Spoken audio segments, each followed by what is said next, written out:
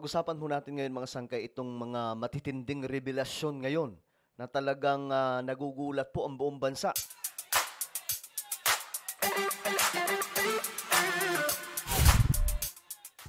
Okay guys, magandang oras po sa inyong lahat. Medyo malalim, no? Kung pag-uusapan po natin itong mga kababalaghan na nangyayari sa kaban ng bayan, sa mga politiko, mga sangkay, at kung ano-ano pa, lalong-lalo na po dito sa mga project ng ating pamahalaan.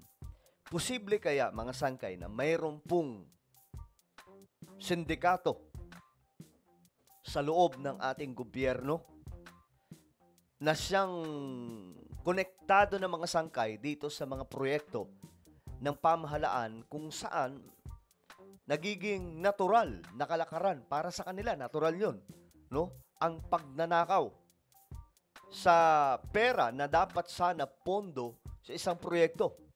Pag-usapan po natin yan. Bago tayo magtuloy-tuloy, paki-subscribe po muna yung ating YouTube channel. Tayo po ay 1.55 million subscribers na. Kaya naman sa mga hindi pa po dyan nakakapag-subscribe at gustong mapabilang sa dumaraming mga solid sangkay, makikita nyo po yung subscribe button sa baba ng video na to. I-click nyo lamang po yung subscribe, i-click ang bell at i-click nyo po yung all. Sa mga nanonood po sa Facebook, i-follow nyo po yung ating Facebook page. Okay. Shoutout po sa lahat ng mga solid sangkay na nanonood ngayon. Comment down below, hashtag solid sangkay, kasama po ang inyong mga lugar. So, very interesting, mga sangkay na pag-usapan. Kasi, meron pong isang congressman na muntik daw pong suhulan muntik suhulan daw mga sangkay ng isa pong opisyal ng DPWH. Ang nakapagtataka lang dito mga sangkay, bakit ganun kalakas ang loob? Sa gitna pa po mismo ng investigasyon na nagagawa ngayon o ginagawa ngayon mga sangkay, no? Tungkol po dito sa mga katiwalian, tungkol po dito sa flood control. Muntik suhulan. Itong si Leveste, mga sangkay, mayaman po ito. Hindi ko alam paano siya nagkalakas ng loob para suhulan. Kaya ito ang komento mga sangkay ni Senator Lacson. There was this blind item that I read last night na merong bilyonaryo congressman, so on and so on. So I fact-checked. I immediately called up because I had a suspicion na si yung Congressman Leviste, who's the son of Senator Ligarda. So tinawagan ko agad si Senator Lawrence. Sabi ko, ano nangyari kay ganon. In so many words, sabi niya, yeah, I'm so worried about his security. So more or less, he confirmed na talaga nangyari yon. May mga opisyal ng Department of Public Works and Highways o DPWH, lalo sa district level, na legmen o katulong ng mga makapangyarihang contractor. Okay.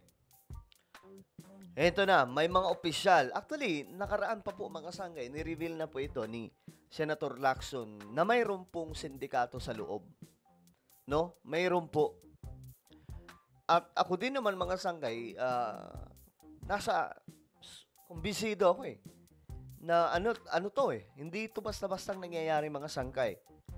At ang malupit po dito, hindi lamang po ito mga kontraktor.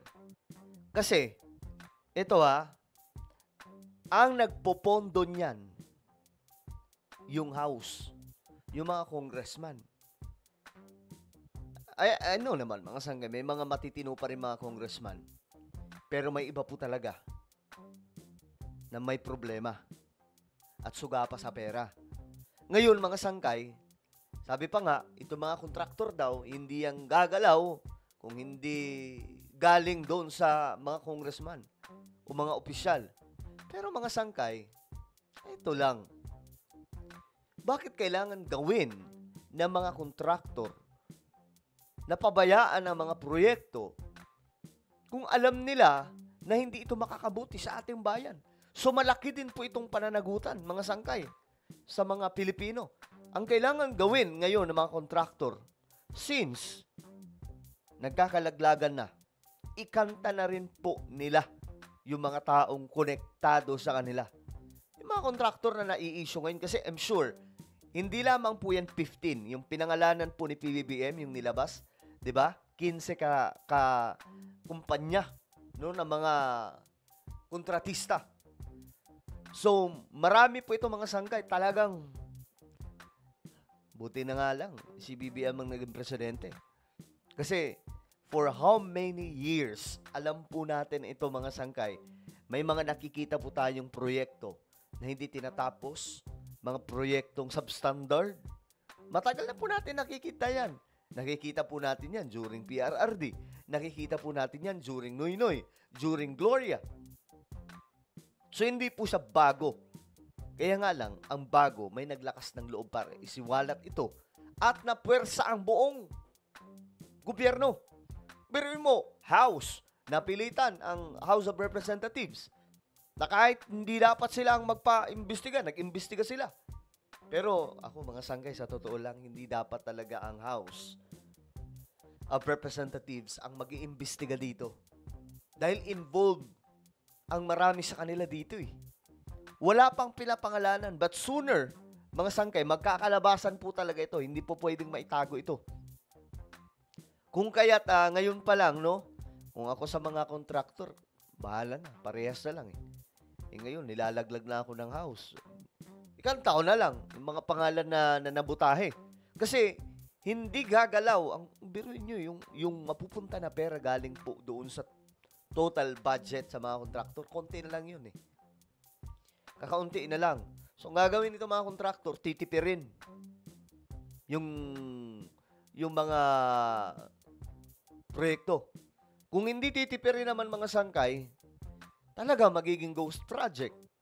Papalabasin na lang, mag-uusap-usap na lang itong mga to. Sama po yung mga, ano yan eh, mga sangkay, connected yan eh. Congressman, mayroong senador, akala natin, congressman lang. Hindi. May mga senador dyan, alam po natin yan kung malapit na nga pong ibuko yan ni Senator Lacson. Mga opisyal, congressman or senator, ano pa, yung susunod dyan, eto na, syempre, yung DPWH. Doon, mga sangkay, magugulat ka. Ang lalakas ng loob nitong mga opisyal ng DPWH. Ibig sabihin, ganun na po katindi yung kalakaran sa loob. Tapos mga sangkay, turn over yung pera papunta sa mga kontratista. Tapos, barya na lang. So, para siyempre kumita ang kontratista na mas malaki pa, itong iisipin ng mga kontratista, hindi ako pwedeng malugi dito. Kailangan isubstandard. Ganun ang mangyayari. Kaya mga sangkay, biruin mo, halimbawa, yung 10 billion yung budget, kano na lang yung matitira dyan? Grabe yung kickback, mga sangkay. Ito ang iginiit ni Senador Panfilo Ping Lacson na napagtibay-an niya matapos mahuli sa entrapment operation ang isang DPWH district engineer sa Batangas. Lakas din ang loob eh, no? Kaugnay ito ng umano'y panunuhol kay Batangas 1st District Representative Leandro Legada Leviste ng 360 million pesos na kickback mula sa infrastructure project sa distrito.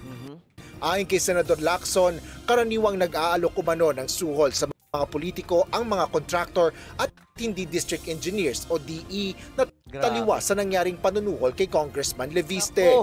Dapat maimbestigahan ito lahat na mga sangkay kasi may mga lumalabas din na mga impormasyon na talagang kumikilos din po ngayon yung mga makakapangyarihan mga kontraktor, no? At syempre, sino ba yung kasabwat nila?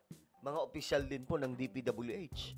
Kaya ako mga sangkay, I suggest po talaga kay PBBM, kailangan po niyang tanggalin dito yung secretary ngayon, 'di ba, ng DPWH. Alisin na yan.